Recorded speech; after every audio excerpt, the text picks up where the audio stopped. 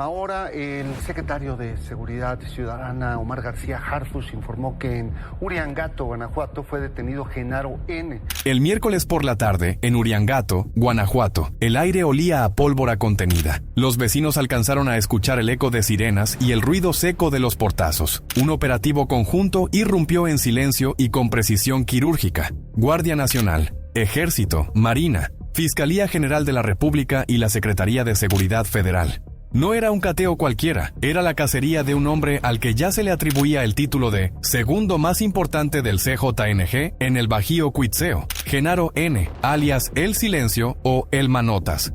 Lo detuvieron sin que mediara un solo disparo.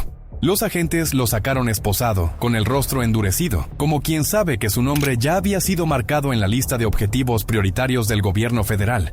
La noticia no tardó en confirmarse. Omar García Harfuch, secretario de Seguridad, publicó en redes sociales que se trataba de un golpe estratégico contra uno de los principales generadores de violencia en Guanajuato y Michoacán. Pero, ¿por qué este arresto sacudió de inmediato el tablero criminal?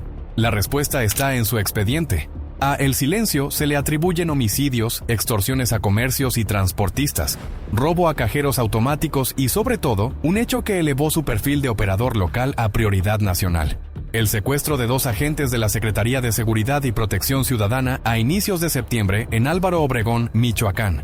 Aquella tarde del 4 de septiembre, los 2 uniformados fueron levantados en plena carretera. Los criminales pensaban usarlos como moneda de presión, pero el cálculo les salió caro. La reacción del Estado fue inmediata. Un operativo interinstitucional desplegado en la región permitió localizarlos y rescatarlos con vida horas después. En el operativo hubo detenidos y decomisos, y desde ese día el nombre de El Silencio apareció en la bitácora de los hombres a derribar. Su vínculo con ese plagio lo puso en la mira directa de la Federación.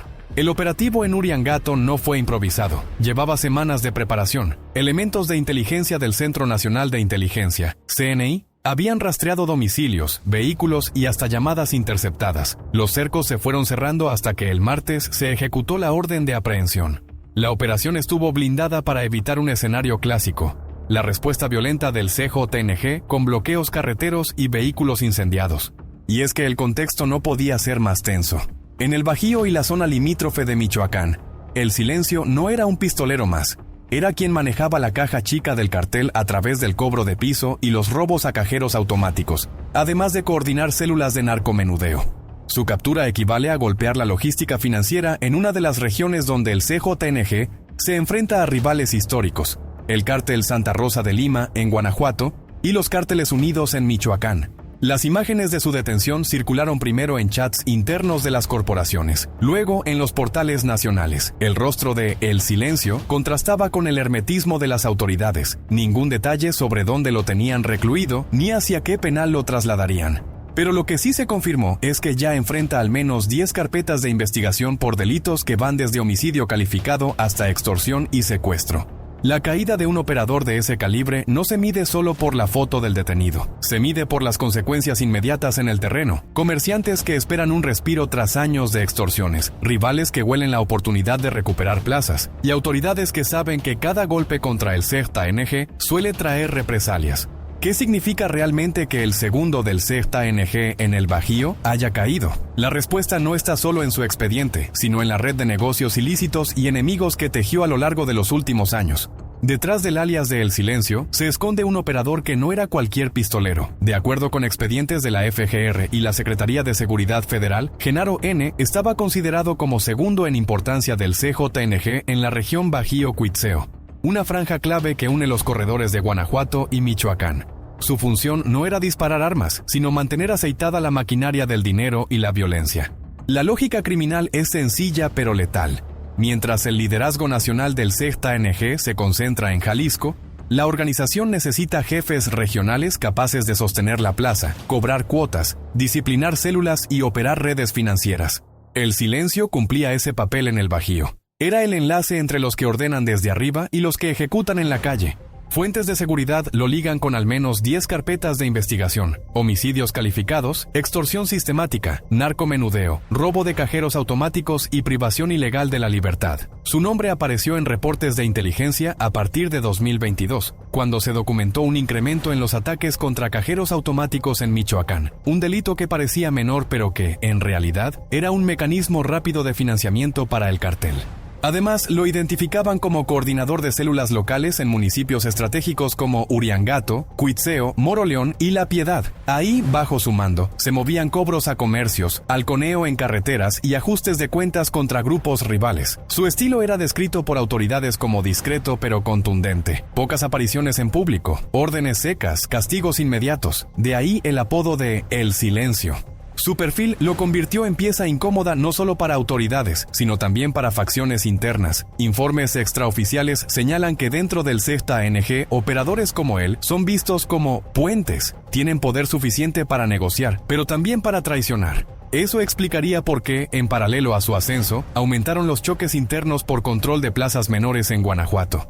No se trataba entonces de un jefe cualquiera. Era el hombre que mantenía el equilibrio en una de las zonas más disputadas del país, con un pie en Michoacán y otro en Guanajuato, dos estados donde la violencia del ZNG se mide en bloqueos, emboscadas y extorsiones diarias.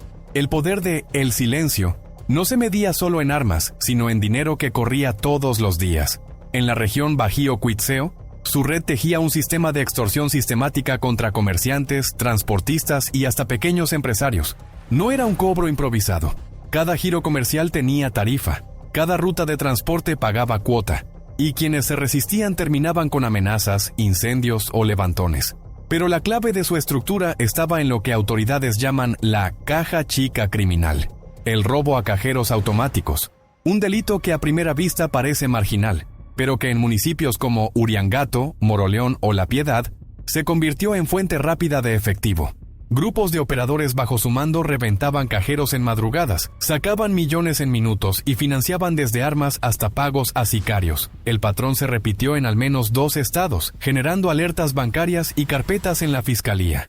A esa mezcla se sumaba el narcomenudeo. La región es un corredor de paso, con plazas que sirven tanto para consumo local como para distribución hacia corredores más grandes. El Silencio controlaba los puntos de venta, vigilaba que las cuotas se entregaran y usaba halcones para detectar movimientos de policía o rivales.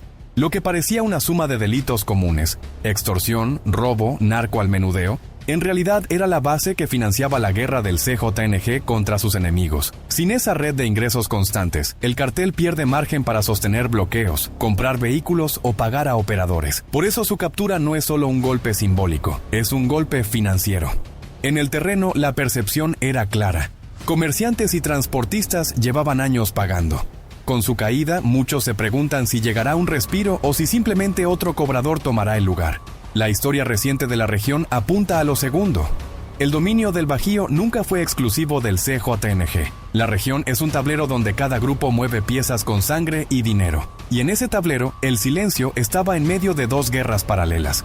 En Guanajuato, el enemigo histórico se llama Cártel Santa Rosa de Lima, CSRL. Nacido al calor del huachicol, este grupo se reinventó en extorsión y narcomenudeo. Su líder, primero El Marro y después operadores de segunda línea, convirtieron municipios como Celaya y Villagrán en fortalezas. Ahí, cada movimiento del CJNG fue respondido con bloqueos, granadas y ataques a policías locales. Para El Silencio, tener presencia en Uriangato o Moroleón significaba estar a pocos kilómetros de esa frontera caliente. En Michoacán, el reto eran los Cárteles Unidos, una federación que incluye a los Viagras y remanentes templarios. Ahí, el ZNG encontró resistencia en municipios como Tepalcatepec, Apatzingán o Buenavista. El Bajío Cuitzeo es la bisagra. Conecta a Michoacán con Guanajuato, y por eso el control de la zona es vital para el cartel. La orden de El Silencio era mantener abierto ese corredor, aun cuando significara choques directos con los rivales. El resultado, bloqueos simultáneos en 2 estados, incendios de vehículos, carreteras tomadas y comerciantes atrapados entre cobros de un lado y del otro. Para la población, no importa qué siglas manden, el piso se paga 2 veces y la violencia se multiplica. Su papel como segundo del CJNG lo ponía en el centro de esa doble guerra, y si su captura es un triunfo para el Estado, también abre una pregunta incómoda. ¿Quién tomará su lugar en la plaza? Los rivales huelen la sangre, y cada vez que un jefe cae, otros buscan aprovechar la fractura. La captura de El Silencio no fue un golpe aislado. Venía precedida de semanas en las que el gobierno federal había encendido todas las alarmas. El 4 de septiembre, cuando 2 agentes de la SSPC fueron secuestrados en Álvaro Obregón, Michoacán, la instrucción desde Palacio Nacional fue clara. Ningún ataque contra fuerzas federales quedará impune. El operativo para rescatarlos, que logró traerlos con vida, se convirtió en el detonante de la ofensiva. De ahí en adelante, la línea fue endurecer la Estrategia Nacional contra la Extorsión. En paralelo, legisladores impulsaron la Ley General contra la Extorsión, que busca homologar penas y cerrar grietas legales que hoy permiten a cobradores de piso salir libres tras meses de proceso. El mensaje fue directo: lo que más afecta a comerciantes y ciudadanos será ahora prioridad nacional. En el terreno, la instrucción cayó sobre los mandos militares y policíacos. Armar un cerco coordinado en Guanajuato y Michoacán. Inteligencia del CNI y reportes de la Guardia Nacional ubicaron los domicilios y movimientos de El Silencio. La operación en Uriangato fue el clímax de ese cerco, rápido, preciso y sin disparar un tiro. Las autoridades lo vendieron como muestra de coordinación. En conferencia, Omar García Harfuch dijo que se trataba de un operativo de alto impacto que fortalece la estrategia en el Bajío y debilita las finanzas criminales. En el mismo tono, la SSPC subrayó que el arresto forma parte de una serie de golpes recientes que incluyen la detención de operadores financieros del CJNG y el aseguramiento de armas largas en Michoacán. La narrativa oficial es clara. Este es un triunfo del Estado frente al crimen organizado. Pero la experiencia también advierte que cada captura viene acompañada de un riesgo inmediato: la reacción violenta. La captura de El Silencio en Uriangato golpea la línea operativa del CJNG, pero también activa un riesgo que las autoridades conocen de memoria: la reacción violenta. En el Bajío y en Michoacán, cada vez que un jefe regional cae, los grupos criminales responden con bloqueos relámpago, quema de vehículos y ataques a comercios. Es su manera de enviar un mensaje: seguimos aquí. Los focos rojos están puestos en carreteras como la Uriangato-Moroleón, el corredor Salamanca-Celaya y la conexión Cuitzeo-Morelia, donde en otras ocasiones se han reportado incendios de tráileres y retenes improvisados. En municipios como Yuriria o Salvatierra, comerciantes temen que el vacío de poder traiga un nuevo cobrador de piso más violento que el anterior. La experiencia reciente es clara. En mayo y junio de 2025, tras detenciones de mandos del CJNG en Michoacán, se registraron más de 30 municipios afectados por bloqueos y ataques coordinados. Los patrones se repiten: incendios simultáneos en distintos puntos, colapso de carreteras y mensajes colgados en mantas. Esa es la alerta que hoy ya comparten policías estatales y Guardia Nacional. Al mismo tiempo, el arresto de un operador de este calibre suele detonar un reacomodo interno. Otros jefes locales buscarán tomar el control de los negocios de extorsión y narcomenudeo. El riesgo es que ese reacomodo termine en pugnas violentas entre células del mismo CJNG, al tiempo que rivales como el cártel Santa Rosa de Lima y los cárteles unidos intentan recuperar espacios perdidos. En este escenario, la detención es un triunfo, pero también un parteaguas. Lo que ocurra en los próximos días, si hay bloqueos, si suben las extorsiones, si aumentan los ataques, marcará si el Estado realmente debilitó al CJNG o solo encendió la mecha de una nueva ola de violencia. La verdadera batalla empieza ahora: seguir la ruta del dinero. Porque un operador de este calibre no solo manda sicarios, también administra negocios ilegales que financian al CJNG en el Bajío. Extorsiones semanales, cajeros reventados, narcomenudeo en plazas chicas. Todo eso alimentaba la caja del cartel. Si las autoridades se quedan únicamente con la foto del detenido, el CJNG se adaptará rápido. Otro cobrador recogerá las cuotas y la máquina volverá a andar. Lo que puede marcar diferencia es si de verdad congelan cuentas, catean propiedades y desarticulan la red financiera que él mantenía. Ese es el terreno donde el Estado pocas veces llega a fondo. Por eso el discurso oficial se juega tanto en este caso. En conferencia, Omar García Harfuch vendió el arresto como parte de la Estrategia Nacional contra la Extorsión, el plan estrella del gobierno federal. Lo presentaron como prueba de coordinación: federación, estados y fuerzas armadas trabajando juntos. El mensaje es político: se busca mostrar control en una de las regiones más incendiadas por el crimen. Pero en la calle la lectura es otra. Comerciantes quieren saber si ya no tendrán que pagar piso el lunes siguiente. Transportistas quieren viajar sin miedo a que les incendien el tráiler.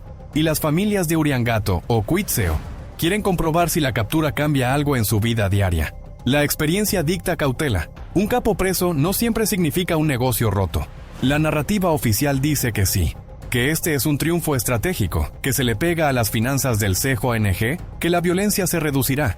Pero la gente en el Bajío sabe que la moneda sigue en el aire. ¿Será la captura de El Silencio el golpe que detenga la extorsión en Guanajuato y Michoacán? ¿O quedará como otro expediente celebrado en conferencias pero invisible en la calle?